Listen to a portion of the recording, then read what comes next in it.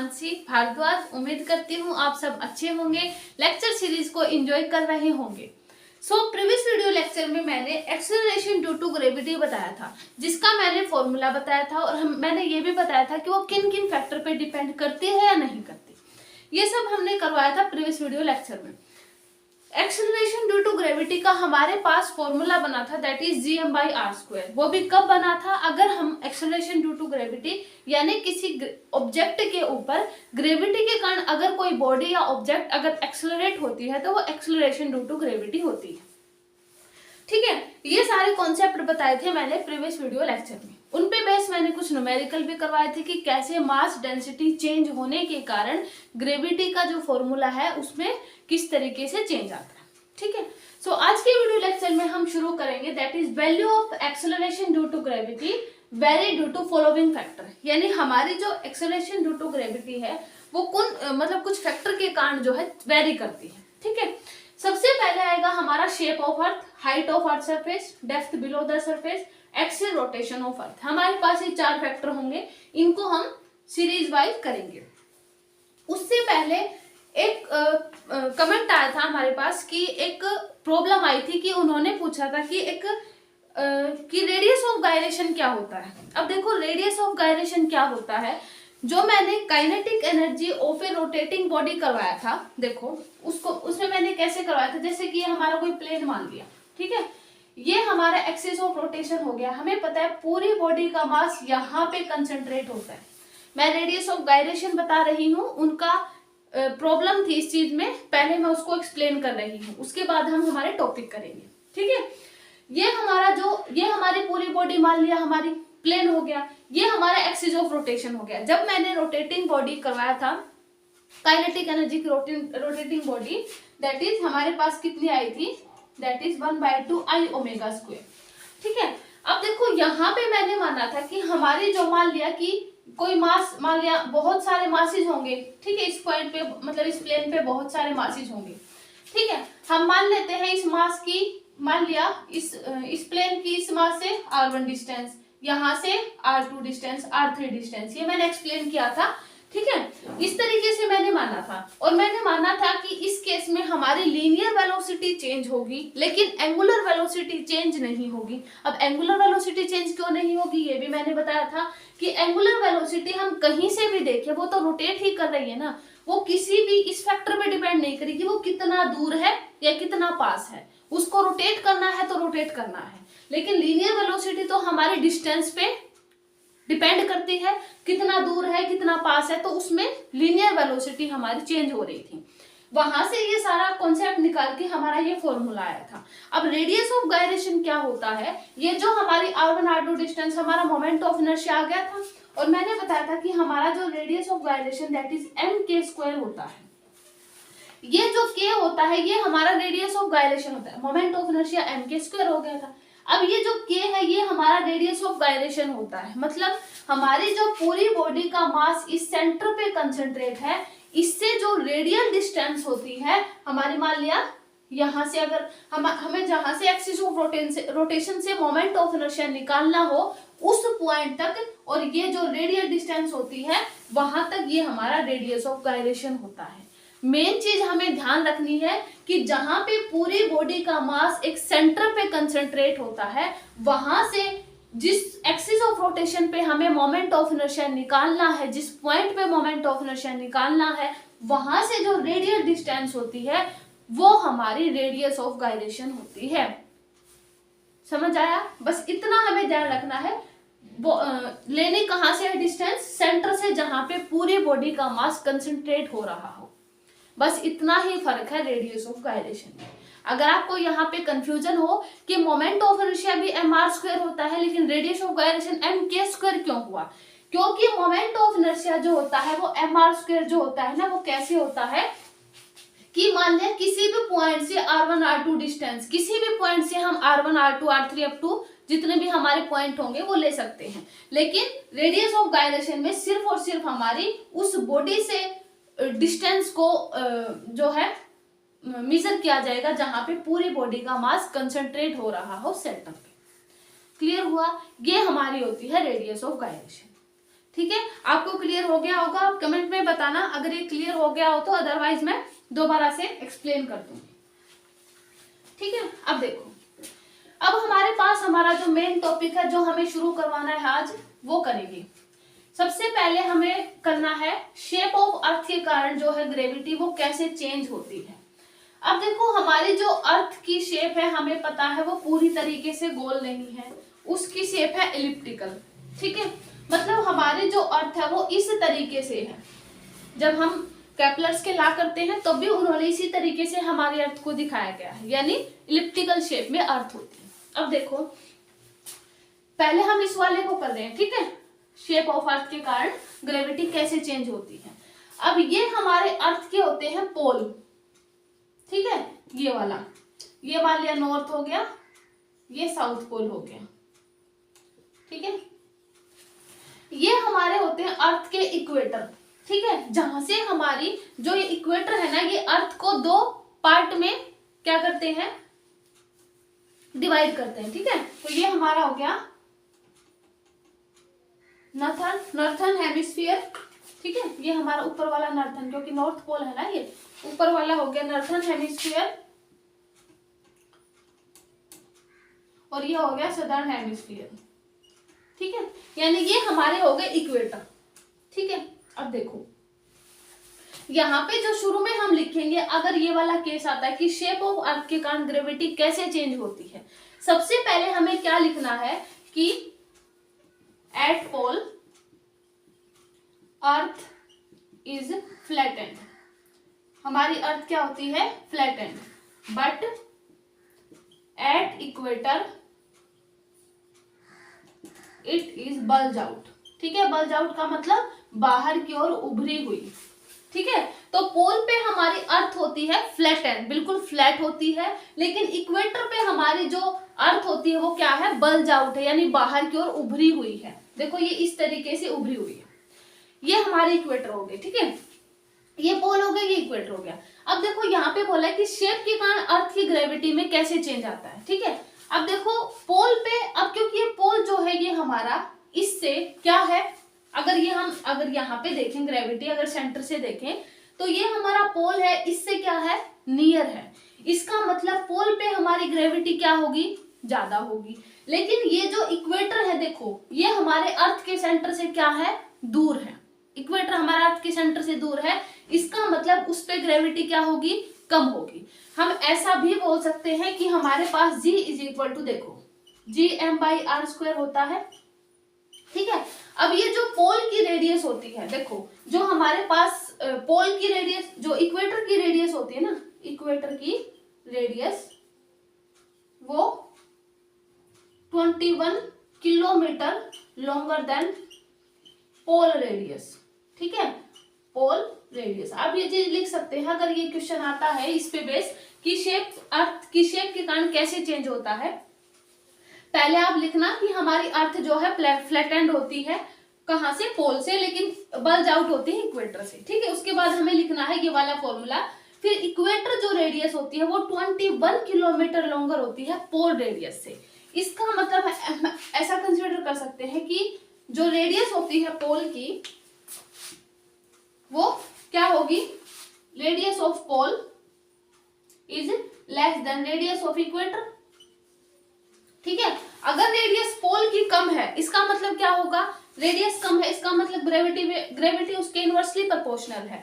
अगर ये कम है, इसका मतलब ग्रेविटी वहां पे क्या होगी, ज्यादा होगी। आप यहां से भी देख सकते हैं, पोल इस सेंटर से क्या है, नियर है। अगर रेडियस हमारे पास इसमें कम है, इसका मतलब उसमें ग्रेविटी क्या होगी, ज्यादा होगी। देखो यहां से हम ऐसे इनवर्सली प्रोपोर्शनल रिलेशन में भी देख सकते हैं। ठीक है, तो यहां से G जो है पोल पे ज्यादा होगा, किससे, G ऑफ इक्वेटर से। ठीक है, अब देखो, अगर आप यहाँ पे कंफ्यूज हो रहे हो कि ये इक्वेटर जो है ये बल्ज आउट कैसे होता है, क्योंकि हमें पता है हमारी अर्थ जो है कॉन्स्टेंटली स्पिन करती है, हमें पता है, तो वहां पे एक सेंट्रीफ्यूगल फोर्स लगता है। सेंट्रीफ्यूगल फोर्स लगने के कारण ये जो है, सेंट्रीफ्यूगल हमें पता है बाहर की ओर लगेगा, सेंट्रीफ्यूगल फोर्स क्या करेगा, उस अर्थ को यहां से वाइडर कर देता है। तो यहाँ से वो क्या कर देगा, बल्ज आउट कर देगा सेंट्रीफ्यूगल फोर्स लगने के कारण, इसलिए ये इक्वेटर से हमारे पास वाइडर होती है।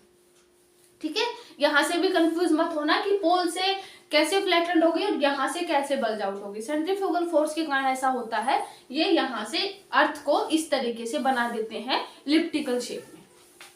क्लियर हो गया।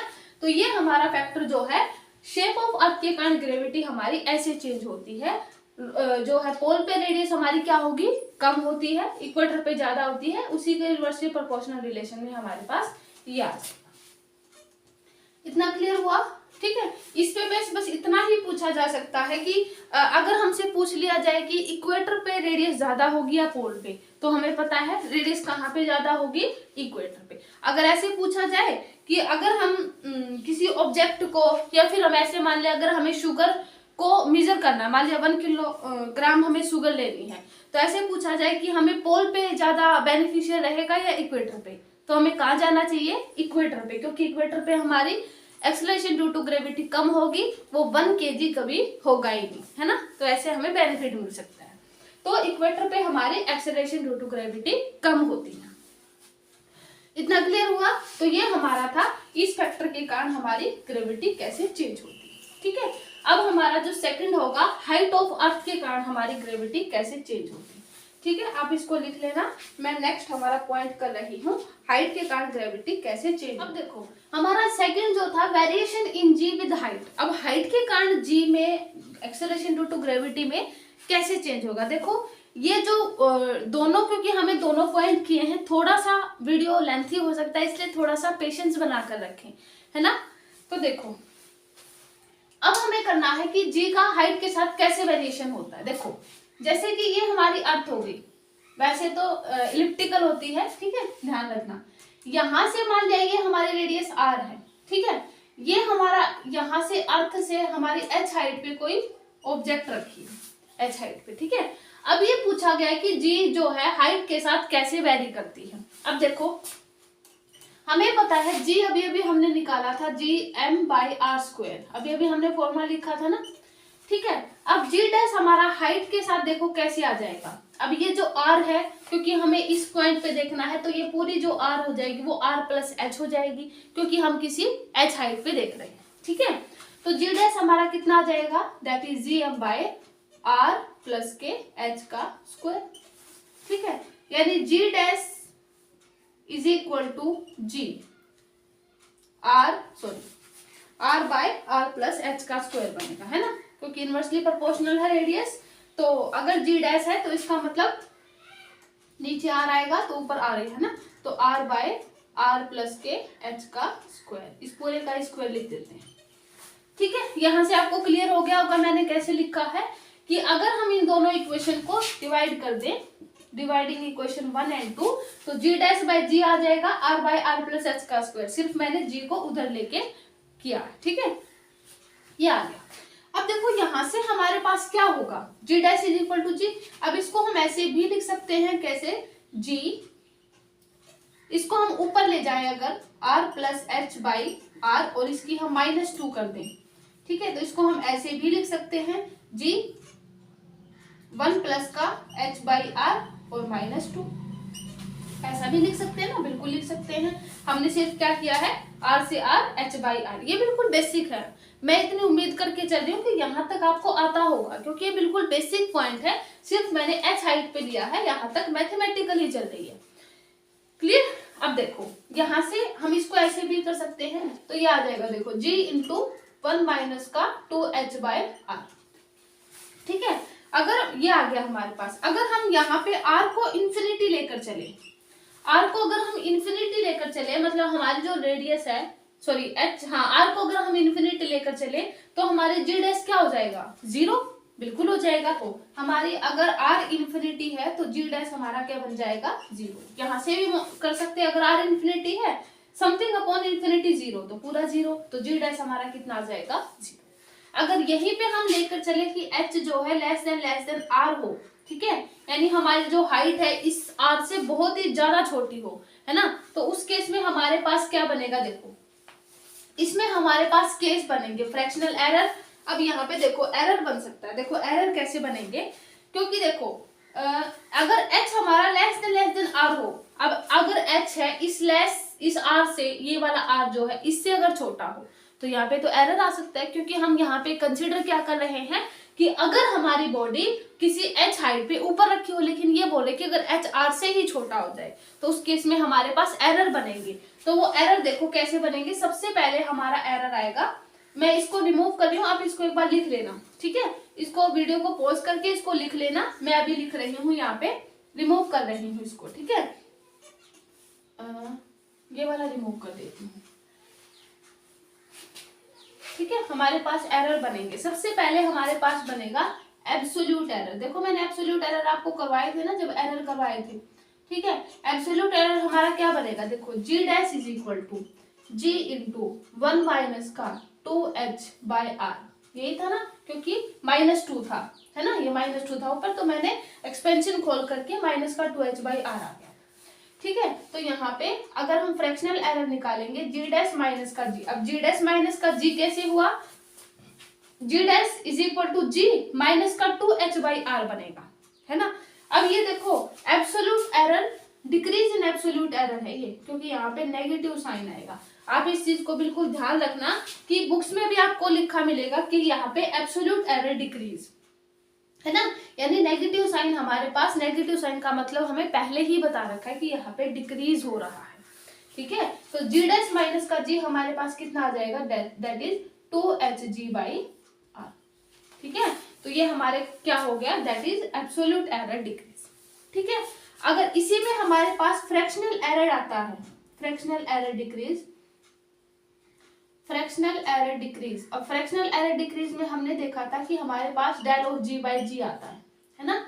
ये मैं एरर में आपको करवा चुकी हूँ, ठीक है। एब्सोल्यूट एरर क्या होता है, फ्रैक्शनल एरर क्या होता है ना, मीन एरर क्या होता है, ये सारे मैं आपको करवा चुकी हूँ। तो फ्रैक्शनल एरर हमारा क्या होगा, del of g by g। तो अगर हम, ये हमारा डेल ऑफ g था, इसको हमें g करें तो हमारे पास 2h बाई r बन जाएगा, क्योंकि g से g कैंसिल हो जाएगा, ठीक है। ये हमारी होगी फ्रैक्शनल एरर डिक्रीज। अगर इसी में हमसे पूछा जाए परसेंटेज एरर, अब परसेंटेज एरर तो बिल्कुल इजी है कि हमें 100 से मल्टीप्लाई करना होता है, तो परसेंटेज एरर कितना आ जाएगा, 2h by r into 100। Clear हुआ। आपको इसको ध्यान रखना है कि यहाँ पे सिर्फ मैंने यहाँ पे क्या किया है, 1 प्लस h बाई r करेंगे, सिर्फ हमने यहाँ पे इसको एक्सपेंशन में खोल दिया, इसलिए 1 माइनस का 2h बाई r आ गया। क्लियर हुआ। उसके बाद हमें ये चीज दे दी गई थी, तो g डैश 0 हो गया था। उसके बाद अगर h लेस देन r हो जाए तो हमारे पास ये 3 तरीके की एरर बनेगी। सबसे पहले आती है हमारी एब्सोल्यूट एरर, जिसमें मैंने लिखा है g dash is equal to g into 1 minus का 2h बाई r। अब डिक्रीज इन एब्सोल्यूट एरर था तो माइनस साइन को हम कंसिडर नहीं करेंगे, ये अंडरस्टैंडिंग है कि अगर डिक्रीज है तो डेफिनेटली यहाँ पे माइनस साइन होगा। उसके बाद fractional error delta g by g 2h by r, सिर्फ मैंने g से मल्टीप्लाई किया है। उसके बाद परसेंटेज एरर, सिर्फ जो हमारे फ्रैक्शनल एरर थी उसको 100 से मल्टीप्लाई किया। इतना क्लियर हुआ। सिर्फ इतना ही हमें करना है। ये हमारी हो गई क्या, अगर हमारी जो है हाइट के साथ अगर कोई बॉडी मतलब ऑब्जेक्ट अगर ऊपर की ओर जाती है तो जी में किस तरीके से वेरिएशन आता है। इस पे बेस मैं आपको न्यूमेरिकल बताती हूँ, जिससे आपको क्लियर हो जाएगा कि इस पे बेस न्यूमेरिकल आते कैसे, जिस आपको कोई प्रॉब्लम भी नहीं होगी, ठीक है। तो अब हम करते हैं न्यूमेरिकल। अब देखो ये जो हमारा न्यूमेरिकल है ये है variation in G with height का न्यूमेरिकल। अब देखो इसमें हमारे पास हमसे क्या पूछा गया है कि acceleration of a body due to attraction of earth at distance 2r from the earth surface. इसका मतलब एक्सेलरेशन ड्यू टू ग्रेविटी है, इसका मतलब हमें जी डैश निकालना है। अब यहाँ से हमारे पास देखो जी डैश का मतलब आपको क्लियर हो गया होगा कि कैसे निकालना है। आप यहाँ पे कंफ्यूज हो रहे हो कि जी डैश ही कैसे निकालना है, तो अब यहाँ पे देखो कि अगर हमारी डिस्टेंस 2r है फ्रॉम सरफेस ऑफ अर्थ से, इसका मतलब हमें वही फॉर्मूला लगाना है। तो देखो g dash is equal to, हमने अभी अभी निकाला था g r by r plus H का स्क्वायर, अभी अभी हमने किया था। क्लियर। तो देखो जी डैश इसका मतलब हमें निकालना है जी इंटू, ठीक है, r। अब देखो ये हमारी अर्थ थी, ठीक है, यहां से ये बोला गया है कि 2r डिस्टेंस पे ये जो r है ये 2r है, यानी हाइट जो गिवन है वो 2r गिवन है, ठीक है। तो यहाँ पे हम h की जगह पे 2r लिखिए, ठीक है। तो g dash is equal to g into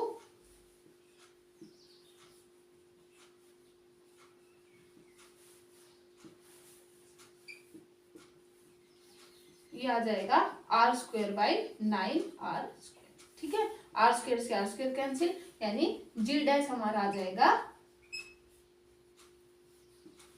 ji dash by 9। सिर्फ हमें इतना ध्यान रखना है कि ये जो फॉर्मूले हैं वो किस तरीके से हमें यूज करने हैं।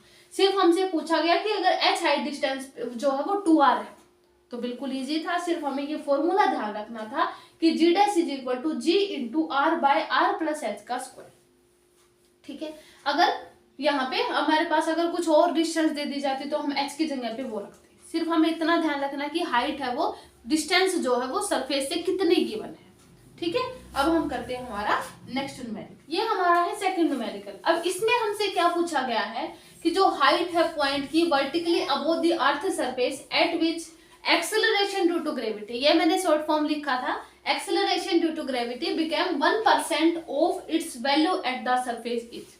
अब देखो सरफेस पे हमारे पास देखो ये फॉर्मूला था G dash is equal to G into R plus H का स्क्वायर। अब ये बोला गया है कि अगर उसकी जो एक्सेलरेशन ड्यू टू ग्रेविटी है वो 1% हो जाती है किस पे, it's value at the surface is, यानी जो हमारी अर्थ की सरफेस पे जो वैल्यू है उसकी एक्सेलरेशन ड्यू टू ग्रेविटी वो 1% हो जाती है। इसका मतलब ये जो जी डैश है वो क्या हो जाती है, दैट इज जी बाय 100।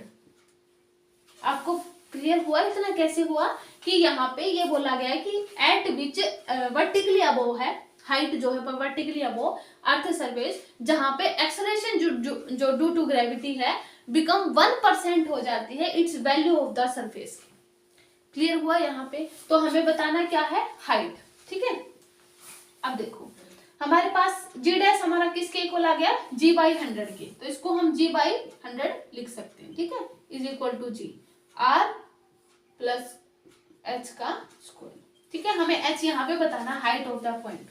ठीक है, अब देखो इससे कैंसिल, तो 1/100 is equal to r by are plus H का स्क्वायर। ठीक है, तो यहाँ पे कैसे आ जाएगा,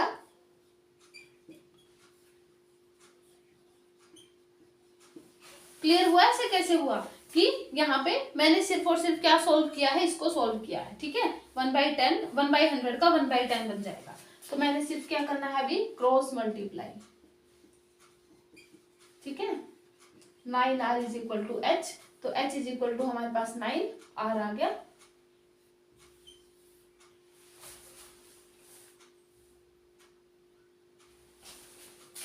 ठीक है, तो हमसे हाइट ही पूछी गई थी कि हाइट जो है above point vertically above the earth surface, तो हाइट हमारे पास कितनी होनी चाहिए, 9r।